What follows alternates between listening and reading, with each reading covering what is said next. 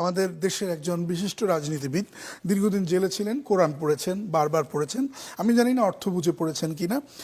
তিনি বলেছেন যে আমি কোরআন খুব পড়েছি, দেখেছি যে ইসলামে কোনো রাজনীতি নাই, কোরআনে কোনো রাজনীতি নাই। আমি জানি না যে তিনি কোন দৃষ্টিকোণ থেকে কোরআন পড়েছেন এবং কোন বুঝ থেকে কোরআন পড়েছেন। আমি যে আয়াতটা পড়লাম সে আয়াতটা কি বলতেছে?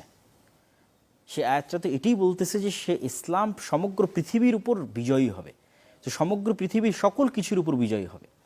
আর যদি ইসলামের রাজনীতি নাই থাকবে তাহলে মুহাম্মদ সাল্লাল্লাহু আলাইহি ওয়াসাল্লাম কি পরিচালনা করলেন মদিনাতে, কি পরিচালনা করলেন আবু বকর, ওমর, ওসমান এবং আলী? তারা তাদের 40 বছরে কি পরিচালনা করলেন?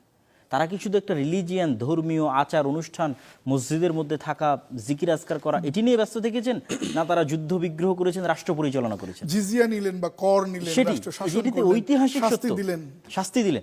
যদি তারা যুদ্ধ বিগ্রহ করে থাকেন, রাষ্ট্র পরিচালনা করে থাকেন, তাহলে আপনি কি সেটি ইসলাম থেকে বাদ দিতে পারেন না?